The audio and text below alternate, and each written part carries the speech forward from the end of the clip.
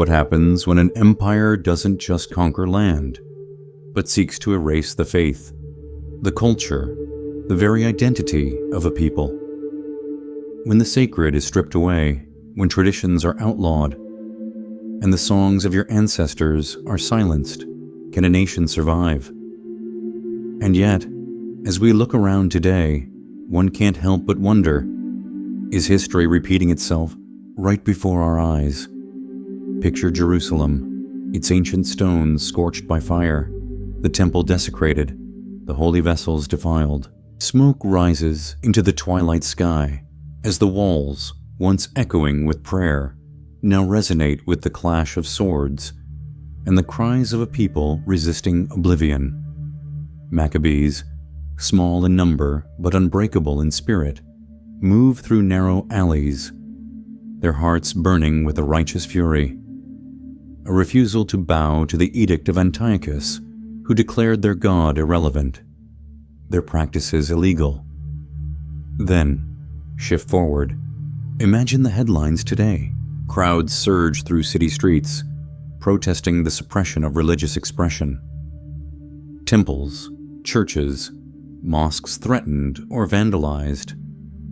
Families cling to faith under the shadow of regimes that would rewrite history in their own image.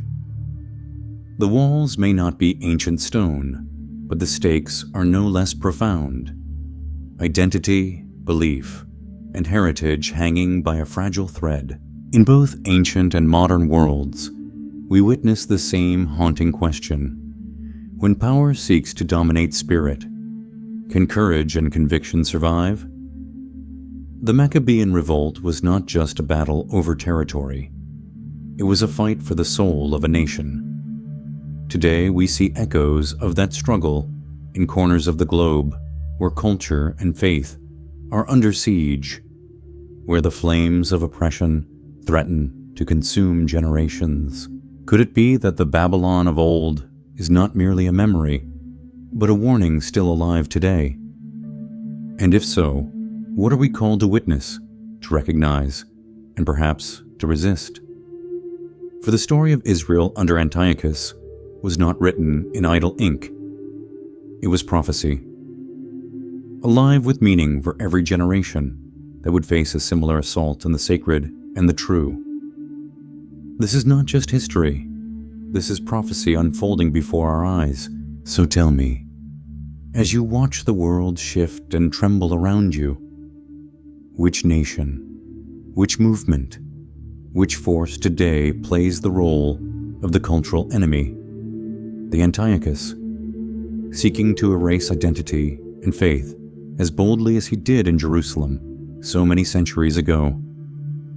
Long before the Maccabees raised their swords, the story of Israel was already written in the bloodlines of history, etched in the covenant between God and his chosen people. If from the Ark of Noah, after the waters receded and the earth was cleansed, came Shem, the son through whom the promise would flow, a line destined to carry divine instruction, a lineage set apart to guard the sacred law. Through generations, that promise narrowed to Judah, the tribe entrusted with the temple, the holy city of Jerusalem, the beating heart of faith. And within Judah emerged the Hasmonean family, seemingly ordinary men and women, yet carrying an extraordinary purpose: to protect the people, the Torah, and the sanctity of the temple when the winds of oppression howled from the west. Picture Jerusalem in those days, a city perched atop hills, its stones sun-warmed, its narrow streets echoing with prayers, marketplaces bustling with the ordinary rhythms of life. To the casual eye, it was small, even fragile, yet beneath its humble exterior thrummed the resilience of a people bound by covenant and courage. Outside the walls, the Seleucid Empire stretched its hand across the known world. Cities, armies, and monuments built on Greek ambition. They brought art, philosophy, and a way of life that seduced the masses. But with it came a demand for uniformity, a command to abandon the ancient ways, the Sabbath, the sacrifices, the very law that defined Israel. The Hasmoneans watched as their city, their temple, and their traditions faced erasure. In the streets of Jerusalem, young men and women debated the meaning of faith. Elders whispered prayers for deliverance, and every alley seemed to hum with a single question. Could a small nation, chosen yet surrounded, withstand the weight of a cultural tsunami? This was no mere political struggle. It was spiritual warfare, a test of whether covenant and conviction could outlast sword and decree. And yet, despite being a small people in a land caught between empires, Israel endured. The lineage from Noah to Shem, from Shem to Judah, had shaped a nation whose identity was as unyielding as the hills surrounding Jerusalem. These were not stories of conquest or empire, but of survival, of a people who understood that their mission was sacred, their stewardship of law and temple divine, every act of courage, every whispered prayer, every hidden scroll carried forward the legacy of generations who had survived floods, exile, and oppression, preserving a flame that could not be extinguished. Fast forward to today, and the echoes of that ancient lineage are unmistakable. The descendants of Israel still stand on the world stage, often small in number but steadfast in purpose, guarding their heritage amidst geopolitical storms. Across the globe, Jewish communities maintain rituals, languages, and traditions that defy assimilation pressures and political intimidation. Their struggle is no longer with Seleucid kings, but with the currents of modernity, the pressures of dominant cultures, and conflicts that threaten both land and faith. Yet, like their ancestors in Jerusalem, they persist. And this persistence raises a question that has lingered since the Ark. Is it possible that every nation, every people we see today, carries in its roots the design of the Creator? That the borders drawn, the destinies fulfilled, the struggles endured, are all chapters preordained in the divine tapestry begun with Noah. As you reflect on the Hasmoneans, on the small but resolute city of Jerusalem, consider this: the courage of a few, the faith of one generation, can ripple through history and echo into the present. The story of Israel is more than an origin tale. It is a living testament to purpose, perseverance, and prophecy. A lineage that refuses to be erased. A covenant that still whispers through the streets, synagogues, and hearts of today's world.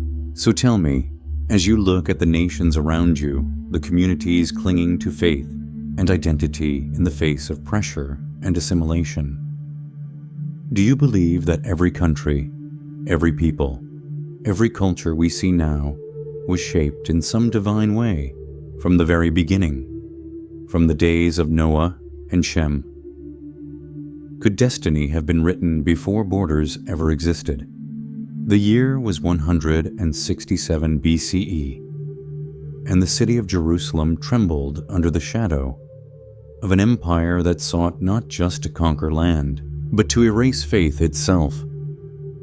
Antiochus IV Epiphanes, ruler of the Seleucid Empire, imposed Hellenization with relentless force, banning the Torah, outlawing circumcision, and desecrating the Holy Temple with pagan idols.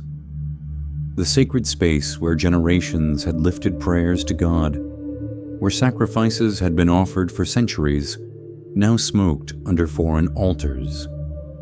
The very heart of Israel's covenant seemed under siege, and the people faced a choice: submission or defiance. From the quiet village of Modian arose a spark that would ignite a flame of resistance. Mattathias, an aging priest of unwavering conviction, refused to bow to the decree. When a Seleucid officer demanded he offer sacrifice to Zeus, Mattathias struck the defiler down, and with the fierce courage of his sons, including the legendary Judas Maccabeus, fled into the hills. What followed was not mere rebellion. It was the first prophetic clash, a battle where every skirmish was more than a fight for territory. It was a war to preserve the covenant between God and his people. Picture it: dense forests and rocky hillsides echoing with the clash of iron and the cries of warriors. Ambushes laid in shadows, small bands of determined fighters against a professional army 3 times their size. Each victory was hard-won, each retreat a test of faith. Yet in these desperate moments, the Maccabees discovered a truth that reverberates across millennia. Courage guided by conviction can turn the tide against overwhelming odds. And when finally the temple in Jerusalem was reclaimed, cleansed, and rededicated, the festival of Hanukkah was born, a testament to the triumph of faith over oppression, a living symbol that God's covenant endures even when darkness seems to prevail. This was not a war of politics or power alone. It was a sacred struggle, a fight to protect an eternal promise. Each arrow loosed, each sword swung, was a statement that Israel would not bow, that the law of God was not negotiable, and that the light of the temple would shine against the shadow of tyranny. The Maccabees' victory was prophetic, showing that even a small, devoted people can challenge empires when guided by divine purpose. Fast forward to today, and the lessons of the first prophetic clash are unmistakable. Modern Israel faces threats that differ in shape but not in essence. Pressures on borders, attempts to suppress religious practices, and cultural influences that challenge identity and faith. Like Judas Maccabeus and his brothers, the nation must navigate an ever-shifting battlefield where survival demands courage, strategy, and unwavering belief in a higher calling. Small communities, whether in the hills of Judea or the streets of modern cities, continue to embody the same resolve that carried Mattathias' family through fire and blood centuries ago. And here is the question that echoes from the hills of Modin to the present day. If you were Judas Maccabeus, confronted by a force overwhelming in number and might, what would you do? Would you stand and fight, trusting that courage and conviction could prevail? Or would you seek another way to preserve faith, a different path to honor the covenant without bloodshed? The choices are never easy, but the principle remains eternal. The preservation of belief, of identity, and of divine promise is worth every risk, every sacrifice. The story of the Maccabees reminds us that battles over land are often battles over spirit, that wars are fought not only with swords, but with faith, and that the light of a people's covenant with God can never be fully extinguished. Every Hanukkah candle lit today flickers with the memory of those first clashes, a beacon for every generation facing overwhelming odds. And just as Mattathias and Judas defied the Seleucid Empire, so too do nations and communities today find themselves standing firm against cultural, political, and spiritual pressures, proving that prophetic history is never truly in the past. It is alive, demanding courage and vigilance from all who would preserve the light. So tell me, if you were Judas Maccabeus, confronted by the might of a world empire bent on erasing your faith, would you take up the sword and fight, or find another path to honor the covenant? How would you preserve your people's identity when every choice seems perilous? As the smoke from Jerusalem's hills cleared and the Maccabees celebrated the rededication of the temple. The world beyond Israel was shifting with unstoppable momentum. Empires rose and fell, each leaving its mark on the lands and peoples it touched. The Seleucid and Ptolemaic dynasties carved their domains across the ancient Near East, spreading Hellenistic culture like wildfire. Greek language, philosophy, theater, and law flowed into cities, towns, and even remote villages. Schools of thought, debates in open marketplaces, the rhythm of the agora, all became tools of influence, molding hearts and minds in ways armies never could. To the eyes of Israel, it was both marvel and menace, the brilliance of knowledge shining alongside the shadow of cultural erasure. Daniel, the prophet, observed these currents not with mere curiosity, but with divine insight. In visions, he saw empires as beasts, each with its dominion, each king a pawn in the grand design of God. Babylon's lion roared, Persia's bear swiped across the lands, Greece's leopard raced across the plains with uncanny speed. And yet Daniel saw the hand of the Almighty behind every throne, every conquest, every act of power. No ruler, no matter how arrogant, could escape the invisible chains of prophecy. The kingdoms of men were real, formidable, and terrifying, but ultimately, they were instruments in a story far greater than any mortal could grasp.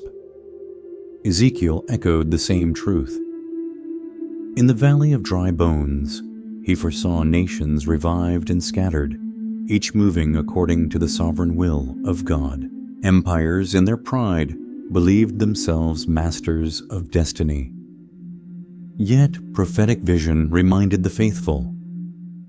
Empires rise and fall, not merely by sword or strategy, but under the watchful eye of divine providence.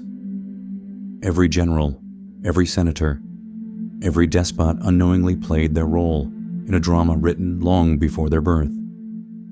Today, the echoes of these ancient empires resonate in our modern world. Consider the superpowers of the 21st century. The United States, China, Russia. Their influence stretches across continents, shaping economies, cultures, and even belief systems. They amass armies, launch satellites, negotiate alliances, and yet, like Babylon or Persia, they are not omnipotent. They are powerful, yes, but are they truly the masters of destiny? Or are they playing roles in a prophetic story still unfolding? Could the conflicts, tensions, and alliances we watch nightly on television be a reflection of the same divine orchestration Daniel and Ezekiel foresaw millennia ago? The comparison is uncanny.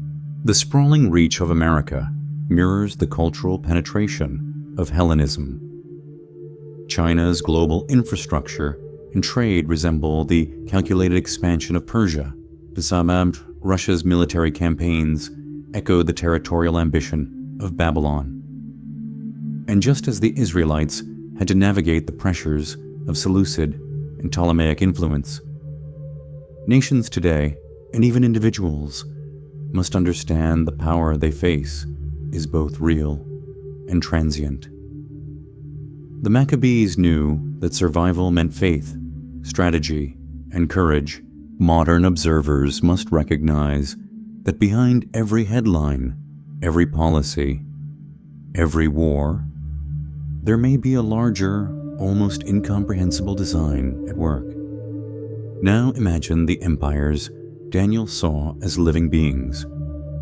Each beast, each king, moves on a board far larger than any human eye can see. The superpowers of today, in all their military might and economic dominance, may not be the ultimate rulers we imagine. Perhaps they are merely pieces in a prophetic game, their successes and failures serving a narrative far beyond their control. Just as Israel had to discern friend from foe, right from wrong, and stand firm in covenant with God, we too must perceive the forces at play and understand that worldly power is rarely absolute. So I ask you, look at the nations of our time. Watch their maneuvers, their conflicts, their displays of wealth and strength. Which of them seems most like Babylon, the empire that once threatened to erase the faith of God's people? Which reminds you of Persia, Greece, or the Seleucid kings who tried to Hellenize Jerusalem? Are we witnessing the rise of new beasts, or merely the continuation of a story that has been unfolding for thousands of years, under the guidance of a hand far wiser than any mortal strategist? History shows us that empires are temporary. Prophecy shows us that God's plan is eternal. And the question remains, will we see the patterns, recognize the signs, and understand the role each nation plays in the grand story? Or will we be blind to the beasts that march across our world today, believing them to be masters, when they are merely actors on a divine stage? Long before the clash of swords and the roar of armies, the prophets spoke with voices that pierced the ages. The Lord declares, "Whoever desecrates my temple shall not escape judgment," warned the Almighty. Words that thundered across centuries and resonated in every act of oppression against his people. In the time of Antiochus IV Epiphanes, these words were no mere abstraction. They were alive. The Seleucid king, confident in his power and ambition, sought to Hellenize Jerusalem, to erase the faith and laws that had bound the children of Israel to their covenant. He banned the Torah, forbade circumcision, and erected altars to foreign gods within the sacred temple walls. The very heart of Israel was under siege, and yet history shows that divine warnings are not empty threats. From the oppression rose resistance. Mattathias and his sons, led by the indomitable Judas Maccabeus, took up arms, not merely in a fight for land, but for the soul of a nation, for the sacred covenant that bound them to God. Guerrilla battles erupted in forests and hills, striking the Seleucid forces with cunning and courage. Against overwhelming odds, the Maccabees reclaimed the temple, cleansed its altars, and rekindled the sacred menorah. Thus was born the festival of Hanukkah, a luminous reminder that no human power, no matter how mighty, can extinguish the light of God's covenant. The prophetic warning was fulfilled. Oppression was met with justice, desecration with restoration, and the lesson endures. Today, when we watch the nightly news, do we not hear echoes of the same divine caution? Nations form alliances, amass weapons of unprecedented destruction, and clash over ideology, culture, and belief. Nuclear arsenals glint in the sunlight. Cyber warfare threatens infrastructures unseen. Cultural erasure looms over minority communities. Are these merely the mechanics of geopolitics, or are they the modern tolling of a prophetic bell? A warning as urgent as the one Daniel and Ezekiel heard millennia ago. Consider the parallels. Just as the Seleucid Empire imposed its will on a small, faithful people, so too do modern superpowers exert pressure on nations and communities that cling to their heritage. The Maccabees remind us that faith, courage, and steadfastness matter. That divine justice, though it may seem delayed, is inevitable, and that in the face of overwhelming force, the light of truth and conviction can still burn brightly. So I ask you, when you read the headlines of military alliances, cultural suppression, and nuclear threats, do you see only politics, or do you hear the warning of the prophets? Are these events mere history, repeating itself, or signs pointing to a larger design? one that demands discernment and moral courage. History shows us what happens when warnings are ignored. Prophecy calls on us to recognize them and act faithfully. And now, a question for you. Do you see the words of the prophets as lessons of history, or as a mirror reflecting the politics and dangers of our contemporary world? How does the covenant of ancient Israel speak to us today, in a time when the forces of destruction and assimilation march across our global stage? Looking at the world today, the echoes of the past are impossible to ignore. The Maccabees faced Antiochus IV, a king who sought to erase the faith, the law, and the identity of Israel. Today, Israel stands surrounded by neighbors with shifting alliances, caught between the tensions of Iran's ambitions, the ongoing Israeli-Palestinian conflict, and broader Middle Eastern power struggles. Just like Jerusalem centuries ago, a small but determined nation must navigate a landscape dominated by stronger powers, defending its culture, its people, and its sacred covenant. When you read the news, the missile tests, the political maneuvering, the international debates, you might think you are simply following CNN or another media outlet. Yet, when viewed through the lens of prophecy, it is striking how these reports mirror Ezekiel 38. Nations gather, strategies unfold, alliances form and fracture, and the land of Israel remains at the center. What seems like ordinary geopolitics may in fact be the modern reflection of an ancient pattern. A chosen people standing firm while the world around them conspires, knowingly or unknowingly, against their destiny. And just as the Maccabees fought not just with weapons, but for their covenant with God, so too does Israel today face challenges that are both political and spiritual. The stakes are high, and the eyes of the world watch closely. Yet the true narrative may be unfolding beyond human understanding. The resilience of a small nation surrounded by giants reminds us that courage and faith can shape history, even against overwhelming odds. So we are left with a question that demands reflection. Is Israel today truly the center of prophecy, carrying forward a divine story written across the ages? Or is it simply a small but noisy nation on the global stage, amplified by media and international attention? Perhaps only time and history will reveal the answer, as Ephesians 6:12 reminds us. For we wrestle not against flesh and blood, but against principalities, against powers, against the rulers of the darkness of this world. The battles we witness on the news, wars, political maneuverings, and cultural pressures, are not merely disputes over territory or policy. Behind the headlines, unseen forces pull strings, shaping events in ways that ordinary eyes may never fully perceive. What appears as diplomacy, negotiation, or even aggression can be part of a much larger spiritual battlefield. Consider NATO summits, United Nations assemblies, and global alliances. Beyond the rhetoric and public agendas, there exists a struggle over influence, ideology, and the very hearts of nations.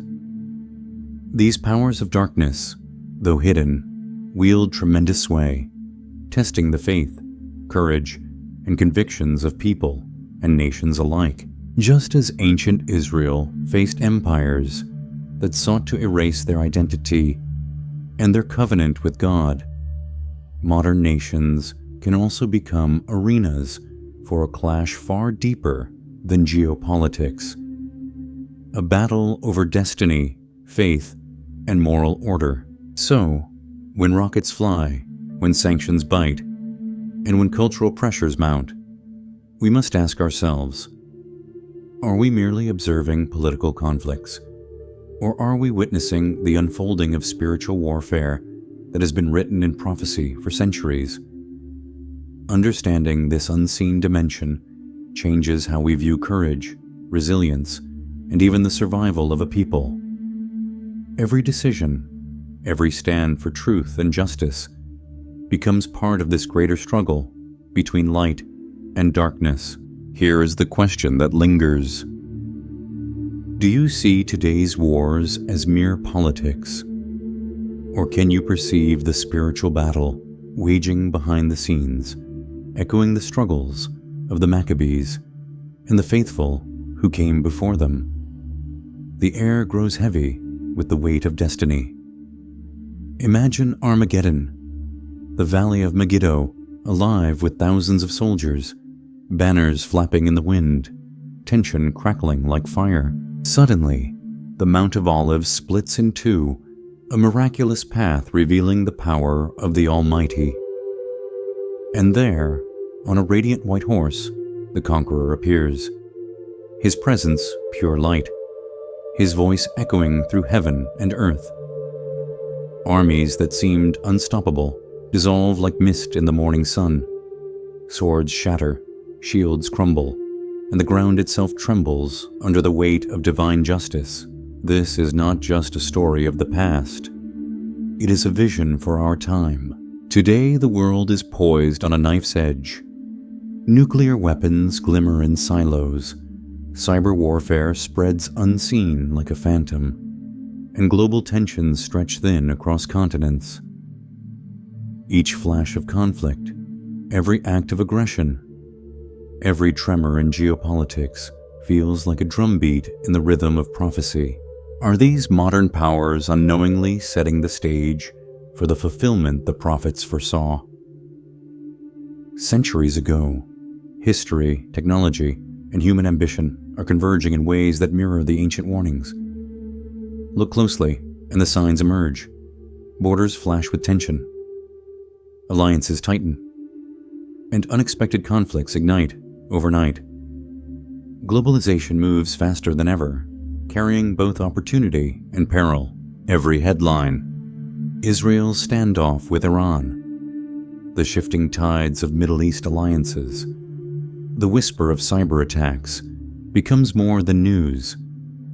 It becomes a part of the tapestry of destiny that prophets like Daniel and Ezekiel once envisioned. And now the question pierces through the noise of our daily lives. Where are we in this unfolding prophecy? Are we witnessing the opening movements, the first acts of a divine drama, centuries in the making? Or are we on the brink of the final crescendo, the ultimate confrontation foretold since the days of the Maccabees? From the dawn of humanity, God's hand has guided a story that spans generations. From Noah, who weathered the flood and preserved the seed of life, to Shem, whose line carried the promise, and onward to Judah, whose descendants bore the covenant. The people of Israel were chosen to be a light among nations. Among them arose the Hasmoneans, and with them the Maccabees, warriors not only of flesh and blood, but of faith itself. When Antiochus IV Epiphanes sought to erase their traditions, desecrate the temple, and outlaw their law, it was not merely a political conquest. It was an attack on the covenant between God and his people. In forests and hills, through ambushes and daring strikes, the Maccabees reclaimed their holy city, purified the altar, and rekindled the eternal flame of the temple. Their struggle was a testament. The preservation of faith is a battle of both the body and the spirit. And today, that same battle echoes across the centuries. Israel, though small in land, remains central in a world of shifting alliances, geopolitical tensions, and cultural pressures. From the threats posed by Iran to the complex disputes with neighbors, the challenges mirror the shadow of Antiochus's ambitions. The Maccabees faced a mighty empire, determined to assimilate and erase them. Yet, they stood firm, armed with courage, faith, and divine purpose. Modern Israel, too, navigates pressures that test identity, resilience, and belief. The question arises, are these events simply politics and news headlines, or are they the unfolding of prophecy written millennia ago in the visions of Daniel, Ezekiel, and the prophets? Each development, every military maneuver, every ideological clash, every cultural confrontation becomes a signal, a reminder that God's story continues to move through time. When we read about alliances forming, weapons being developed, or nations clashing over land and faith, we are witnessing history's reflection of divine patterns, the triumphs of the Maccabees, the miraculous endurance of a people bound to their covenant, and the restoration of sacred worship all point toward a future fulfillment, one that reaches beyond the temporal into the eternal. So now the question turns to you. Are you merely a spectator, skimming the headlines, or are you an observer awake to the movements of prophecy? Can you discern the hand of God behind the rise and fall of nations, the conflicts over faith and culture, the enduring struggles of a people chosen to shine light in darkness? If you believe we are living in prophetic times, declare it aloud. I am awake. If doubt stirs within you, if questions linger, share them. I will read every comment, for dialogue itself is part of understanding God's ongoing work in our world. And yet, the story is not finished. What of modern Babylon, rising not in ruins, but in systems of power, money, and influence? What hidden plots await revelation, and how will the lessons of the Maccabees guide us through these times? Stay with us for the next chapter as we uncover the mysteries of Babylon today, tracing the threads of prophecy into our modern age. The journey continues, and the story God began is still unfolding.